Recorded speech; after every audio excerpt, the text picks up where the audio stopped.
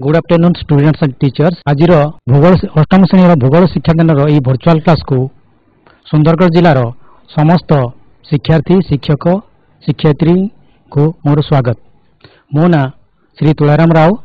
मु सुंदरगढ़ जिला सदर ब्लॉक अंतर्गत सरकारी उच्च प्राथमिक विद्यालय बुदेलकानी रे सहकारी शिक्षक रूपे कार्यरत। पिला माने तुमे तो संबल विषय आगु पढ़ीच से भली एक मुख्य संबल भू संबल विषय आम आज पढ़ा जहाँ तुम अष्टम श्रेणी भूगोल विषय द्वितीय अध्याय अटे। तेणु पिला माने आमे वर्तमान स्मार्ट बोर्ड को जीवा। मैंने तुम जानिछ प्रकृति विविधतारे पूर्ण और सर्वदा परिवर्तनशील जो परिवेश रे अनेक भिन्नता परिलक्षित हुए। आबहावान कालरू प्रकृति और जीवजगत मध्य एक निबिड़ संपर्क रही। विविधतापूर्ण परिवेश तथा परिवर्तनशील परिवेश रे जीवजगत तथा मानव जाति निजर जीवन जीविका पाई सर्वदा संघर्षरत। आबहावान कालरू आदि मानव यही प्रकृति कल निजर अस्तित्व खोजुला। जंगल में रही पशु शिकार करी कंचा मांस खाऊला। प्रकृतिर फलमूल संग्रह करी खाऊला एवं गछर बकला पशु चमड़ा को वस्त्र रूपे व्यवहार करुला। तेबेले तार आवश्यकता थिला सीमित, किंतु सभ्यतार विकास क्रम ये परिवर्तनशील एवं भिन्नता थिबा परिवेश रे तार आवश्यकता बढ़िबार लागला। मैंने जानिछि जे आवश्यकता ही उद्भावनार जन्म। तार आवश्यकता अनुଯାयी विभिन्न साधन खोजिला। फल निजर विभिन्न आवश्यकता को पूरण करने से विभिन्न जिनस व्यवहार करला जहाँ को पिला माने आमे कहिताउ संबल। ठीक से भली आमे माने आज गोटे मुख्य संबल भू संबल विषय जानिबा। या माने तुम जानिछ आदि मानव ठार आरंभ करिकरी आधुनिक मानव पर्यंत तार विकास क्रम सभ्यतार विकास क्रम अनेक गुड़िए परिवर्तन होती। परिवर्तनशील परिवेश रे निजको सी खाप खोया अनेक जिनस व्यवहार करुले। यही भू संबल तो मुख्य संबल हेले आमे पिला माने आबे जानिबा भू संबल कौन, भू संबलर वितरण, भू संबलर प्रकारभेद, भू व्यवहार कौन एवं भू संबलर किपरि संरक्षण करा जाय परिबो से विषय वर्तमान आमे जानिबा। देख पिला माने संबल बा भू संबल कहले आमे कोन बुझितो? आमे भू संबल कहले मुख्यतः भूमि को बुझितो। भूमि एक गुरुत्वपूर्ण अजैव प्राकृतिक संबल। भूमि गोटे कौन गुरुत्वपूर्ण अजैव प्राकृतिक संबल। यह सीमित संबल अटे। यह सीमित संबल अछि। जदि आमे अबांतर भाव में भूमि को बा भू संबल को व्यवहार कर चालू तार अवक्षय हेबा निश्चित भाव संभव। आमे जानिछु भूमि को आमे केउ कार्य व्यवहार करथौ पिला माने मुख्यतः आमे कृषि कार्य पे व्यवहार करथौ, बासस्थान पे व्यवहार करथौ, पशुपालन पे व्यवहार करथौ, गमनागमन व्यवहार करथौ, पथ बा रास्ता निर्माण व्यवहार करथौ, वनीकरण बा जंगल सृष्टि करने व्यवहार करथौ, विभिन्न प्रकार खनिज उत्तोलन व्यवहार करथौ, कारखाना बसाइबा करथौ, वाणिज्य केन्द्र स्थापन करथौ आदि विभिन्न कार्य आमे करथौ ए भूमि को व्यवहार करथौ। आउ हमर मौलिक आवश्यकता जोटा आमे कहथौ खाद्य वस्त्र बासगृह तार 95% आमे ए भू संबल बा भूमि ठारू पाइथौ। देख पिला माने खाद्य तो आमे जानिछे समस्ते जे आमे कृषि कार्य ए भूमि उपर ही करथौ। तेणु खाद्य आमे कौन कर भूमि उपर निर्भर करथौ। ठीक से भरी जदि आमे वस्त्र कहबा आमे पिला माने जानिछ तंतरु सूता सूतारु वस्त्र हुए एवं यही जो आमर तंत अच्छी तार दी प्रकार गोटे प्राकृतिक आ गोटे मानवकृत। हेले प्राकृतिक जो गुड़ा अच्छी तंत से गुड़ा प्रायः आम कौन पाऊ भूमि ही पाई जमी आप तुला गछ कटन गछ अच्छे से आम तुला पाऊँ से सूता तैयारी करी वस्त्र तैयारी करूँ। बासगृह आम कर भूमि उपर बासगृह निर्माण। तेणु कहवा गले आमर जो मौलिक आवश्यकता मुख्य खाद्य वस्त्र बासगृह 95% आम ये भूमि उपर पाई। ठीक अच्छे पिला नेक्स्ट देखा आम भू संबल वितरण। भू संबल बा भूमि को मुख्यतः स्थल भाग और जल भाग को द्वारा विभक्त कर। स्थल भाग गोटे प्राकृतिक संबल। स्थल भाग गोटे कौन प्राकृतिक संबल। यह पृथ्वी पृष्ठर मोट क्षेत्रफल 29 भाग। ये पिला देखी पार्थ्व स्थल भाग 29 भाग रोचे पृथ्वीर मोट क्षेत्रफल 29 भाग है स्थल भाग एवं 71 भाग है जल भाग। तेणु मुख्यतः आम पृथ्वी पृष्ठ को स्थल भाग और जल भाग द्वारा भाग करता। ये स्थल भाग कहले मुख्यतः 7 गोटी महादेश को लेकर गठित होती। से गुड़िक है एशिया, यूरोप, आफ्रिका, उत्तर अमेरिका, दक्षिण अमेरिका, ऑस्ट्रेलिया और अंटार्कटिका। अंटार्कटिका महादेश सर्वदा बरफावृत बा हिमच्छादित होता बासोपयोगी नुहे। से जगह जनबसती नहीं कारण सर्वदा हिमच्छादित रोथबार से जगह कृषि कार्य संभव हुए ना। क्षेत्रफल दृष्टि देखा एशिया हूँ बृहत्तम एवं ऑस्ट्रेलिया हूँ क्षुद्रतम महादेश। मैंने जानिछ पिला माने ଆମର ଏଇ ଯୋଉ 7ଟି ମହାଦେଶ ମଧ୍ୟରୁ କ୍ଷେତ୍ରଫଳ ଦୃଷ୍ଟିରୁ ଆମେ ଦେଖିବା ଏସିଆ ହେଲା ବୃହତ୍ତମ ଏବଂ ଅଷ୍ଟ୍ରେଲିଆ ହେଲା ক্ষুদ্রতম মহাদেশ। তার এটা হচ্ছে তোমার এশিয়ার ম্যাপ দেখিপারুছ, এটা হচ্ছে অস্ট্রেলিয়ার ম্যাপ। এ হচ্ছে বৃহত্তম মহাদেশ এটা আয়তন দৃষ্টি এবং এ হচ্ছে বৃহত্তম মহাদেশ। তারপরে নেক্সট যা পিলাମାନେ তারপরে আমি দেখিবা ভূ সম্বলর প্রকারভেদ। ভূ সম্বলর প্রকারভেদ এଥିରେ ଚିତ୍ରଟାକୁ ଦେଖ ପିଲାମାନେ ଭଲ କି ଯେ ସମୁଦ୍ର ପତନରୁ ଆମେ ସମୁଦ୍ର ପତନ ଯଦି ଆମେ କ'ଣ କରିବା ସ୍ଥଳ ଭାଗ ଆଡ଼କୁ ଯେମିତି ବଢି ବଢି ଚାଲିବା ତାହେଲେ କ'ଣ ହବ ଉଚ୍ଚତା କ୍ରମଶଃ ବୃଦ୍ଧି ହବ। ସେଥିଲାଗି ପିଲାମାନେ ଆମେ ସମୁଦ୍ର ପତନରୁ ସ୍ଥଳ ଭାଗ ଆଡ଼କୁ ଯେତିକି ବଢି ବଢି ଚାଲିବା ଉଚ୍ଚତା କ୍ରମଶଃ ବଢି ବଢି ତେଣୁ এই ସମୁଦ୍ର ପତନର ଉଚ୍ଚତା ଦୃଷ୍ଟିରୁ ଭୂ ଭାଗକୁ 3 ଭାଗରେ ବିଭକ୍ତ କରାଯାଇଛି ପାର୍ବତ୍ୟ ଭୂମି, ମାଳଭୂମି ଏବଂ ସମତଳ ଭୂମି। ପାର୍ବତ୍ୟ ଭୂମି କାହା କହିବା ପିଲାମାନେ ଆମେ ଅଧିକ ଉଚ୍ଚତା ବିଶିଷ୍ଟ, এটা ଅଧିକ ଉଚ୍ଚ ସମୁଦ୍ର ପତନ ଠାରୁ ସବୁଠୁ ଦୂରରେ ଅଛି। ସମୁଦ୍ର ଅଧିକ ଉଚ୍ଚତା ବିଶିଷ୍ଟ ପାହାଡ଼ ଏବଂ ପର୍ବତ ଗୁଡ଼ିକୁ ଆମେ କ'ଣ କହିଥାଉ ପାର୍ବତ୍ୟ ଭୂମି କହିଥାଉ। ଯାହା ତମର ସମୁଦ୍ର ଠାରୁ ଖୁବ୍ ଦୂରରେ ଥାଏ, ସମୁଦ୍ର ପତନରୁ ଖୁବ୍ ଦୂରରେ ଥାଏ। ଠିକ୍ ସେହିଭଳି ଅଳ୍ପ ଉଚ୍ଚ ନିଚ ହୋଇଥିବା ବିସ୍ତୀର୍ଣ୍ଣ ପଥୁରିଆ ଅଞ୍ଚଳ, ଅଳ୍ପ ଉଚ୍ଚ ନିଚ ହୋଇଥିବା ବିସ୍ତୀର୍ଣ୍ଣ ପଥୁରିଆ ଅଞ୍ଚଳକୁ ଆମେ ମାଳଭୂମି କହିଥାଉ। ଅଳ୍ପ ଉଚ୍ଚ ନିଚ ହୋଇଥିବା ବିସ୍ତୀର୍ଣ୍ଣ ପଥୁରିଆ ଅଞ୍ଚଳକୁ କ'ଣ କହିଥାଉ ମାଳଭୂମି କହିଥାଉ।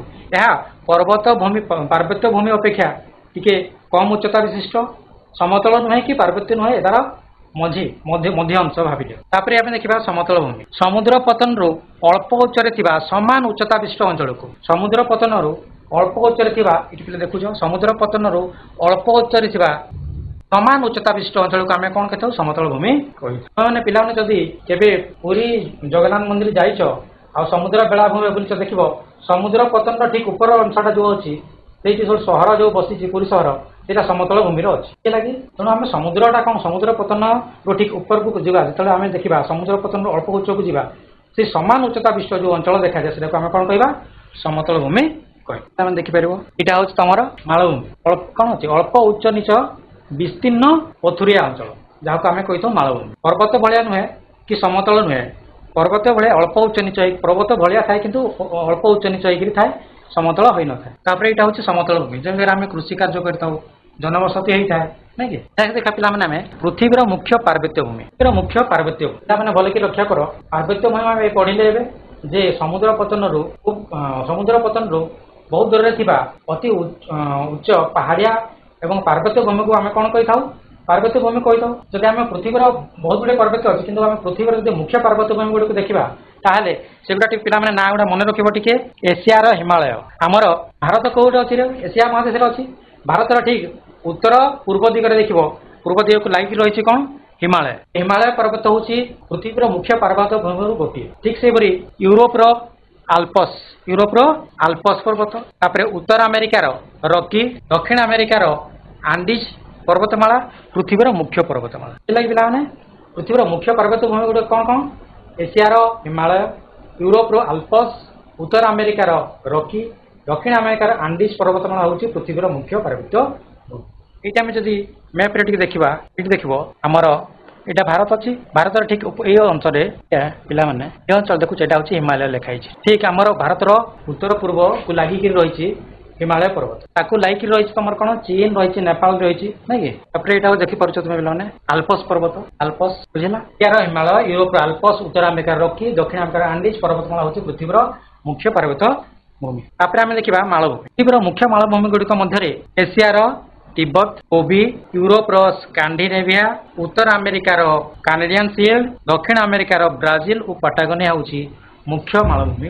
ମୁଖ୍ୟ ମାଳଭୂମି କ'ଣ କ'ଣ ଏସିଆର ତିବ୍ବତ, ଗୋବି, ୟୁରୋପର ସ୍କାଣ୍ଡିନେଭିଆ, ଆମେରିକାର ତମର ଉତ୍ତର ଆମେରିକାର କାନାଡିଆନ୍ ସିଏଲ୍ଡ ଏବଂ ଦକ୍ଷିଣ ଆମେରିକାର ବ୍ରାଜିଲ ଓ ପାଟାଗୋନିଆ ହେଲା ମୁଖ୍ୟ ମାଳଭୂମି। ତେଣୁ ତୁମେ ଦେଖିପାରିବ ଟିକେ ଲେଖା ହେଇଛି ତମର ଦେଖ ତିବେତିଆନ୍ ପ୍ଲେଟ୍ ଲେଖା ହେଇଛି।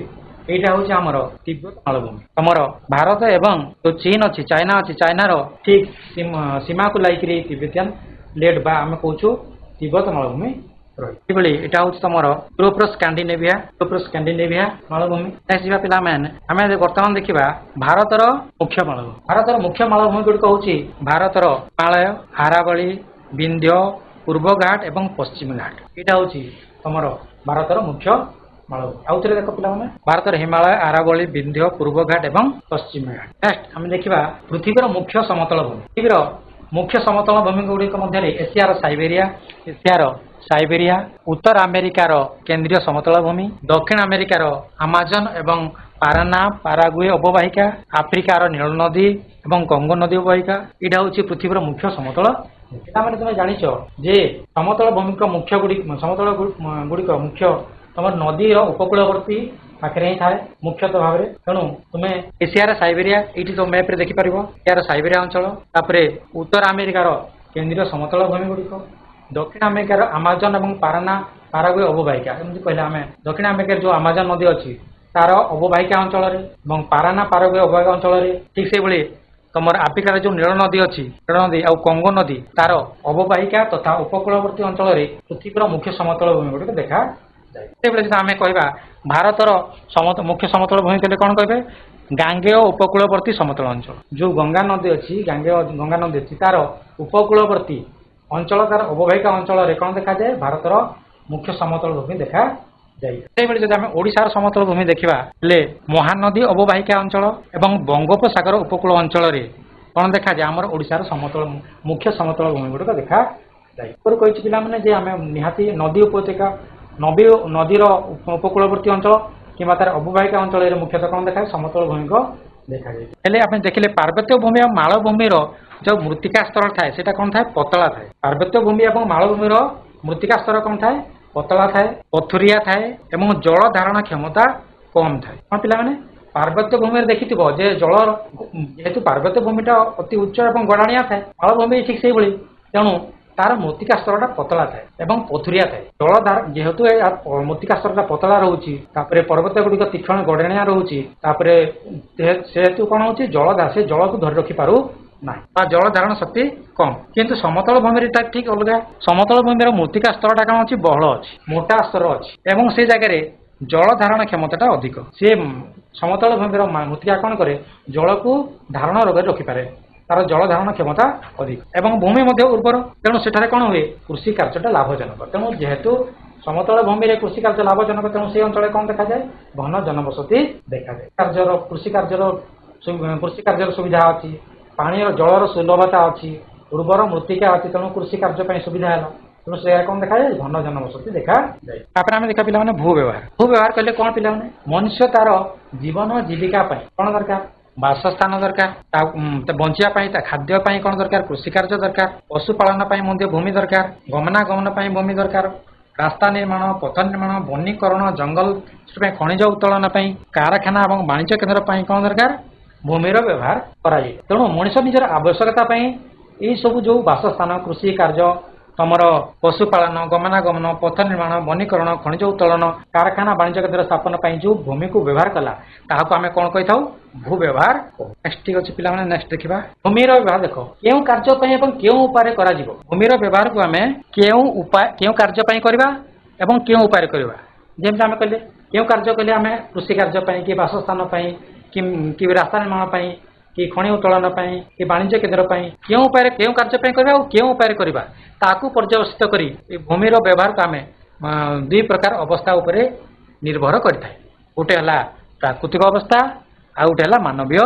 अवस्था प्राकृतिक अवस्था आ गोटे है मानवीय अवस्था तेणु कौन अंचल भू प्रकृति मृत्तिका जलवायु खनिज एवं जलर सुलभता आदि अवस्था गुड़िक हूँ प्राकृतिक अवस्था कौन अंचल भू प्रकृति केमती अच्छी मृत्तिका केमती अच्छी मृत्तिका उर्वर अच्छी ना अनुर्वर अच्छी जलवायु केमती अच्छी उष्ण जलवायु ना समशीतोष्ण जलवायु कि खनिज और जलर खनिज खनि उत्तोलन सुविधा अच्छी कि ना कि जलर सुलभता अच्छी कि ना पर्याप्त परिमाण जलर सुविधा अच्छी कि ना अवस्था को आम कौन कह प्राकृतिक अवस्था कौन अंचल जनसंख्या शिक्षा वैषयिक ज्ञान और प्रयोगात्मक कौशल आदि अवस्था गुड़िक आम कौन कह मानवीय अवस्था ये कौन कह मानवीय अवस्था कहीं यहाँ मानव द्वारा ही है मानव जनसंख्या वृद्धि कौन कर बर्तमान भूमिर अवक्षय उपरे प्रभाव पकाउछ मनुष्य कौन करुच्ची तार जनसंख्या वृद्धि फल निजर बासस्थान कृषि कार्य विभिन्न प्रकार तार कृषि कार्य कौन करुच्ची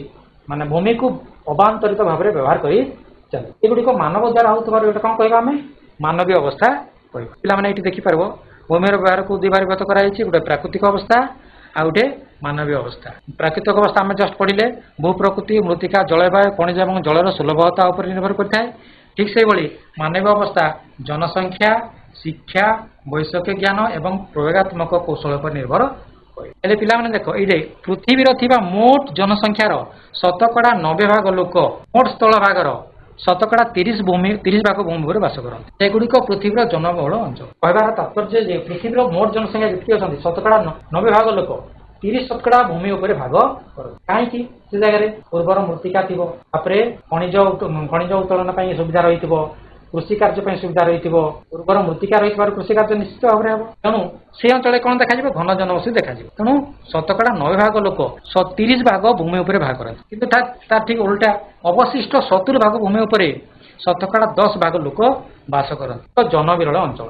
କାହିଁକି? ସେ ଜାଗାରେ ଜଳର ସୁଲଭତା ଥାଇପାରେ, ତାପରେ ଉର୍ବର କୃଷି କାର୍ଯ୍ୟ ପାଇଁ ସୁବିଧା ନଥିବ। ନାଇଁ ନେକ୍ସଟ ଯିବା ଆମେ। ଭାରତର ଭୂମିକୁ ମୁଖ୍ୟତଃ ଆମେ କେଉଁ କାର୍ଯ୍ୟ ପାଇଁ ବ୍ୟବହାର କରିଥାଉ? ଭାରତର ଭୂମିଟା ମୁଖ୍ୟତଃ କ'ଣ? ଭୂମିରେ କ'ଣ କ'ଣ ଥାଏ? ଅରଣ୍ୟ ଭୂମି ରହିଛି, ଗୋଚର ଭୂମି ରହିଛି, ଭୂମି ରହିଛି, ଜନବସତି, କଳକାରଖାନା, ରାସ୍ତାଘାଟ ଇତ୍ୟାଦି ଉଦ୍ଦେଶ୍ୟରେ ବ୍ୟବହାର କରାଯାଇଥାଏ। ଆମେ ଭୂମି ଉପରେ ଗଛ ଲଗାଉଛେ, ଅରଣ୍ୟ ସୃଷ୍ଟି କରୁଛେ।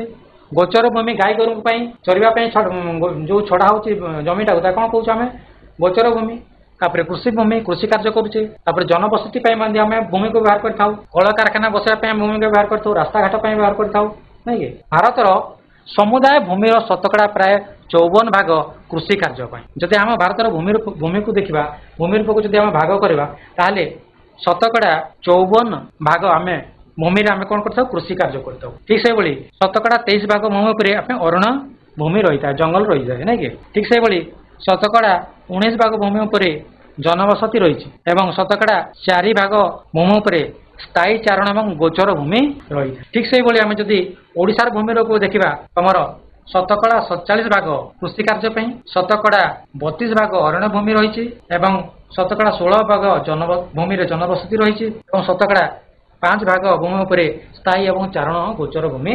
ପିଲା ଦେଖ, ଜନସଂଖ୍ୟା ବୃଦ୍ଧି ହେଉଛି କିନ୍ତୁ ମନୁଷ୍ୟ ବ୍ୟବହାର ଉପଯୋଗୀ ଭୂମିର ଆୟତନ ବଢୁ ନାହିଁ, ଏହା ସୀମିତ ରହୁଛି। ଆମେ ପ୍ରଥମେ ଜାଣିଲେ ଯେ ହେଉଛି ଗୋଟେ ପ୍ରାକୃତିକ ସୀମିତ ସମ୍ବଳ। ଆଜିର ଯୁଗରେ ମନୁଷ୍ୟ ସାମାଜିକ ଏବଂ ସାଂସ୍କୃତିକ ପରିବର୍ତ୍ତନ ଏପରି ଦ୍ରୁତ ଗତିରେ ବଢ଼ି ଚାଲିଛି ଯେ ତାହା ଭୂ ବ୍ୟବହାର ଢାଞ୍ଚାକୁ ସମ୍ପୂର୍ଣ୍ଣ ରୂପେ ବଦଳାଇ ରାସ୍ତାଘାଟ, ଜନବସତି, କୃଷି କାର୍ଯ୍ୟ ପାଇଁ ଅଧିକରୁ ଅଧିକ ଭୂମିର ବ୍ୟବହାର ମାନବୀୟ, ଏସବୁ ହେଲେ ମାନବୀୟ କାରଣ। ରାସ୍ତାଘାଟ ନିର୍ମାଣ କରିବା, ଜନବସତି ବସାଇବା, କୃଷି କାର୍ଯ୍ୟ ପାଇଁ ଅଧିକରୁ ଅଧିକ ଭୂମିକୁ ବ୍ୟବହାର କରିବା, ଏସବୁ ହେଉଛି ମାନବୀୟ କାରଣ। ଏ ମାନବୀୟ କାରଣ ବ୍ୟତୀତ ଭୂକ୍ଷୟ, ମୃତ୍ତିକା କ୍ଷୟ, ମରୁକରଣ, ସୁନାମି ଭଳି ସାମୁଦ୍ରିକ ଢେଉ ଆଦି ପ୍ରାକୃତିକ କାରଣ ମଧ୍ୟ ଭୂର ଅବକ୍ଷୟ ପାଇଁ ଦାୟୀ। ଦେଖ ପିଲାମାନେ, ଭୂକ୍ଷୟ ପାଇଁ ଯୋଉଟା କହୁଛୁ ଲ୍ୟାଣ୍ଡସ୍ଲାଇଡ୍, ଇଂରାଜୀରେ କହିଥାଉ ଲ୍ୟାଣ୍ଡସ୍ଲାଇଡ୍। ପାହାଡ଼ିଆ ଅଞ୍ଚଳ ମାନଙ୍କରେ ଦେଖିବ ତୁମେ କ'ଣ ଥାଏ? ତୁମେ ମେଘାଳୟ ଯିବ, ସେ ସବୁ ଅଞ୍ଚଳରେ କ'ଣ ହେଉଛି? ସବୁ ଯୋଉ ପାହାଡ଼କୁ ଲାଗିକିରି ରାସ୍ତା ସବୁ ଥାଏ। ଦେଖିବ ବର୍ଷା ଦିନରେ କ'ଣ ସବୁ ପାହାଡ଼ ସବୁ ଖସିକିରି ରାସ୍ତାକୁ ଅବରୋଧ କରିଥିବ, ନାଇଁ କି? ସେଟାକୁ ଆମେ ଇଂରାଜୀରେ କହିଛୁ ତମର ଲ୍ୟାଣ୍ଡସ୍ଲାଇଡ୍, ନାଇଁ କି? ଭୂକ୍ଷୟ। ତାପରେ ମୃତ୍ତିକା କ୍ଷୟ, ଦିନକୁ ଦିନ କ'ଣ ହେଉଛି? ଆମର ଜଙ୍ଗଲ ନଷ୍ଟ ହେବାରେ ଲାଗିଛି। ଜଙ୍ଗଲ ନଷ୍ଟ ହେବା ଫଳରେ କ'ଣ ହେଉଛି? ମୃତ୍ତିକା ଧୋଇ ହେଇକି, ବର୍ଷା ଦିନରେ ମୃତ୍ତିକା ଧୋଇ ହେଇକିରି ନଷ୍ଟ ହେଇଯାଉଛି। ମରୁକରଣ, ଏଇଭଳିଆ ଦେଖନ୍ତୁ ବହୁତ ଏମିତି ଜାଗା ଅଛି ଯୋଉ ଜାଗାରେ କ'ଣ ଅଛି? ମରୁଭୂମି ରହିଛି। ସେ ମରୁଭୂମିରେ କ'ଣ ହେଉଛି? ତମର ଭୂମିର ଅବକ୍ଷୟ କ'ଣ ହେଉଛି? ଶୀଘ୍ର ହେଉଛି, ନାଇଁ କି? କାହିଁକି? ସେ ଜାଗାରେ ଗଛଲତା ନାହିଁ ଏବଂ ସୁନାମି ଭଳି ସାମୁଦ୍ରିକ ଢେଉ ଆଦି ପ୍ରାକୃତିକ କାରଣ ମଧ୍ୟ ଦେଇଥାଏ। ସୁନାମି ଦେଖିଛ ପିଲାମାନେ? କୌଣସି କାରଣ ଯଦି ସମୁଦ୍ର ଗର୍ଭରେ କ'ଣ ହେଲା, ଭୂକମ୍ପ ହେଲା, କ'ଣ ହେଉଛି? ତାହା ସୁନାମି ରୂପରେ ତମର ସ୍ଥଳ ଭାଗ ଆଡ଼କୁ ମାଡ଼ି ଆସୁଛି ଏବଂ ତାକୁ ଲାଗି ରହିଥିବା ସମୁଦ୍ର ଉପକୂଳବର୍ତ୍ତୀ ସହର ହଉ, ନାଇଁ କି? ଆଉ କ'ଣ କରୁଛି? ଅନ୍ୟ ଆକାରରେ ଧରି ନେଇଯାଉଛି। ବର୍ତ୍ତମାନ ଗୋଟେ ଭିଡ଼ିଓ ଦେଖିବା।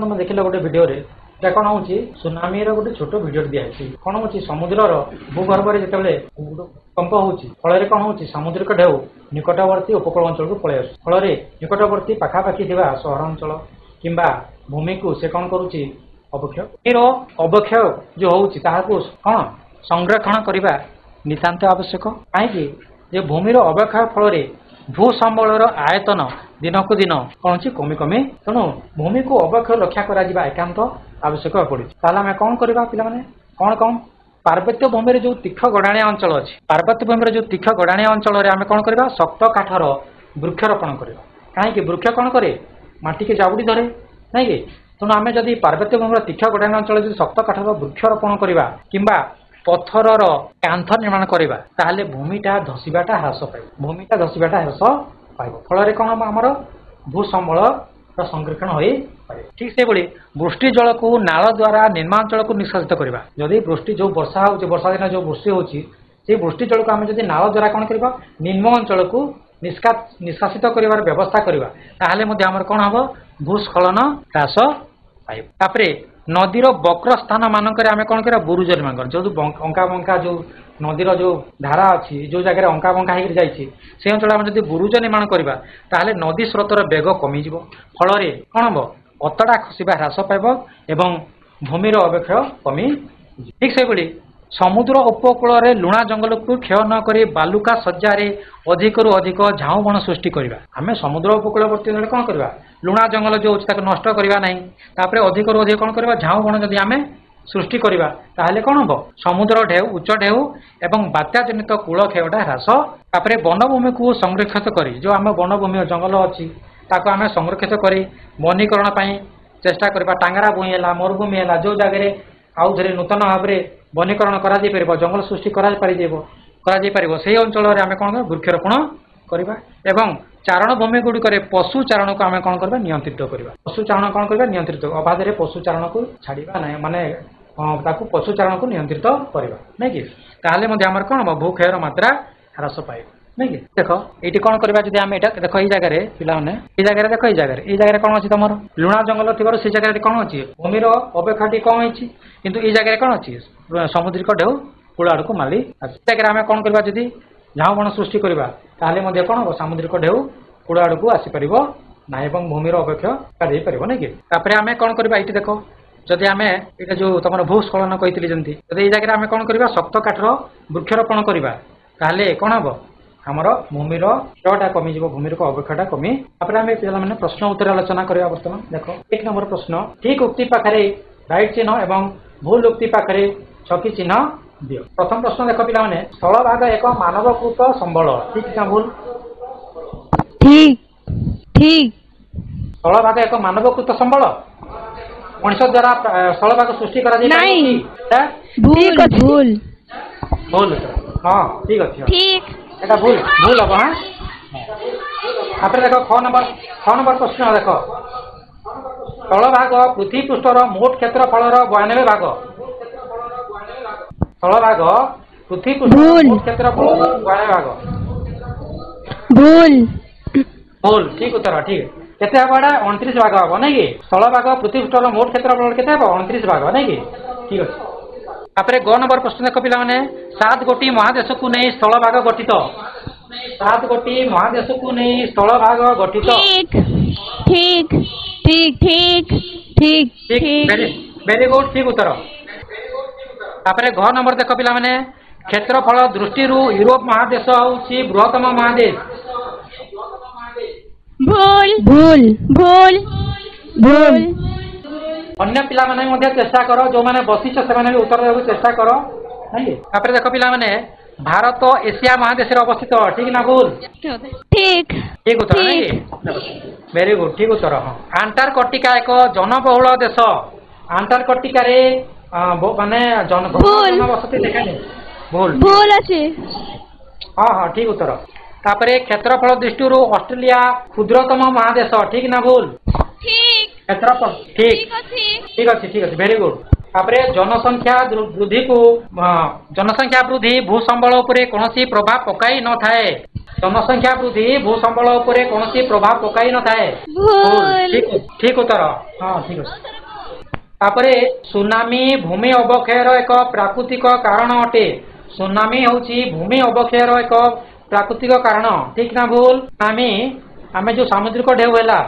उपकूल समुद्र उपकूलवर्ती अंचल को माड़ी आसला सेटा भूमि अवक्षय कला कि नहीं आमी भूमि अवक्षयर एक प्राकृतिक कारण अटे आमी भूमि अवक्षयर एक प्राकृतिक कारण अटे ठीक ना भूल ठीक ठीक ना ठीक है बेटा हाँ तापरे 2 नंबर पे देख पिला माने बंधनी मध्यरु उपयुक्त उत्तर चयन कर बंधनी मध्यरु उपयुक्त उत्तर चयन कौन नंबर प्रश्न देख पिला माने समुद्र पतनरु उच्चता दृष्टि भूभाग को केते भाग रे व्यक्त कराइछि समुद्र पतनरु उच्चता दृष्टि भूभाग को केते भाग व्यक्त कराइछि 4 भाग 2 भाग 3 भाग 5 भाग 2 भाग नुहे चिंता कर भलगिरी समुद्र पतनरु उच्चता दृष्टि को भूभाग को केते भाग व्यक्त कराइछि हमें समुद्र पतनरु ऊपर को जदि जिबा हेले जो भूमि अछि ता केते भाग रे व्यक्त करा जाइछि 3 भाग ठीक अछि 3 भाग ठीक उत्तर नहीं वेरी गुड आपरे समुद्र पतन ठारू स्थलभाग आड़कू भूमिर उच्चता रे कौन परिवर्तन देखा जाए आम जब समुद्र पतन रु भूमि आड़कू जीवा स्थलभाग आड़कू जीवा हेले उच्चता ह्रास पाइब ना वृद्धि पाइब ना समान रहिब ना एथि मध्य कौन सी नुहे समुद्र पतन जदि आम स्थलभाग आड़कू जीवा ह्रास पाए वृद्धि पाए समान पाए आउ अलगा मैंने चेष्टा कर किए जदि चाहूच ह्रास पाएटा भूल उत्तर आम समान देव कि आम समुद्र रु जदि ऊपर को जीवा समान थी कि ह्रास पाए नहीं ह्रास नुहे वृद्धि पाइब आम कौन हम समुद्र रु ठीक ऊपर को जीवले कौन थाए समतल भूमि थाए समतल भूमि ठीक ऊपर को जीवले मालभूमि ठीक ऊपर को जीवले कौन पाइब पार्वत्य भूमि पाइब तेणु उच्चतार बढ़ी बढ़ी जाए देख ग नंबर प्रश्न समुद्र पतन ठारू अल्प उच्च नीच होइतिबा विस्तीर्ण पथुरिया अंचल को कौन कहा जाए समतल भूमि समतल भूमिटा तो भल की प्रश्न देख समतल भूमि समतल भूमि भूल उत्तर समुद्र पतन ठारू अल्प उच्च नीच थिबो अल्प उच्च नीच होइतिबा विस्तीर्ण पथुरिया अंचल समतल भूमि ना समतल भूमि नुहे समतल भूमि नहीं मालभूमि हम सेटा अल्प उच्च समतल भूमि तो सामान थी ना अल्प उच्च नीचटा कौन हम मालभूमि कौन हम मालभूमि तापर देख ग नंबर प्रश्न केउटी भू व्यवहार रे मानविक नियामक नुहे केउटा मनीष द्वारा हुए नहीं केउटी भू माने मनीष केउ काम पाई मानव व्यवहार करे नहीं भूमि को व्यवहार करे नहीं केउटी भू व्यवहार रे मानविक नियामक नुहे अर्थात मनीष केउटा को निज पई व्यवहार करे नहीं श्रम शक्ति प्रयोगात्मक शक्ति जनसंख्या केउटा मनीष द्वारा हुए नहीं आ गोटे खनिज अछि केउटी मानविक नियामक नुहे केउटी भू व्यवहार रे मानविक नियामक नुहे श्रम शक्ति कि प्रयोगात्मक शक्ति कि जनसंख्या कि खनिज चेष्टा कर भूल किछु नहीं चेष्टा कर आमे दुई गोटे अवस्था कहिथिले गोटे होछि कमन कोन प्राकृतिक खनिज ठीक उत्तर वेरी गुड तापर देख पिला माने गोटे जातीय अरण्य नीति होइतिला जातीय अरण्य नीति अनुसार देशर समुदाय आयतन शतकड़ा केते भाग भूमि अरण्य पाई आवश्यक जातीय अरण्य नीति अनुसार समुदाय आयतन आमर जितकी भूमि अच्छी समुदाय आयतन जितकी भूमि अच्छी केते भाग भूमि वेरी गुड 33 भाग हां ठीक अछि ठीक उत्तर तापरे जातीय अरण्य नीति केउ मसिया गठन कराइतिला 1950 1947 1952 1925 जातीय अरण्य नीति केउ मसिया गठन कराइतिला 1947 ना भूल उत्तर चेष्टा कर जातीय अरण्य नीति केउ मसिया गठन कराइतिला 1952 वेरी गुड 1952 मसिया जातीय अरण्य नीति गठन कराइतिला आ से अरण्य नीति अनुसार मोट 33 भाग जंगल रहा दरकार नहीं कि अच्छा देख 3 नंबर प्रश्न पिला माने असंपृक्त शब्द को चयन करे ता ऊपर गोल बुलेबो ए जो देछि तमर क नंबर ख नंबर ग नंबर घ नंबर ए भितर गोटीटा असंपृक्त माने अलगा अछि से असंपृक्त शब्द को चयन करे तार ऊपर गोल बुलेबा नहीं कि प्रथम प्रश्न देख पिला माने रॉकी आंडीज तिब्बत हिमालय कोडा अलगा हबो तिब्बत वेरी गुड तिब्बत हबो नहीं कि तिब्बत हबो काहे कि रॉकी आंडीज एवं हिमालयटा होची पार्वत्य भूमि तिब्बत होची मालभूमि नहीं कि तापर देख पिला माने ख नंबर प्रश्न भू प्रकृति मृत्तिका जलवायु एवं वैषयिक ज्ञान एटा कोउटा अलगा भू प्रकृति मृत्तिका जलवायु वैषयिक ज्ञान କୋଉଟା ଅଲଗା ହେବ ଦେଖ ବୈଷୟିକ ଜ୍ଞାନ ଭଲ କରି କହ ପିଲାମାନେ ଭଲ କରି ଭୂ ପ୍ରକୃତି ମୃତ୍ତିକା ଜଳବାୟୁ ବୈଷୟିକ ଜ୍ଞାନ ବୈଷୟିକ ଜ୍ଞାନ ଠିକ ଉତ୍ତର ବସ ଠିକ ଉତ୍ତର ବସ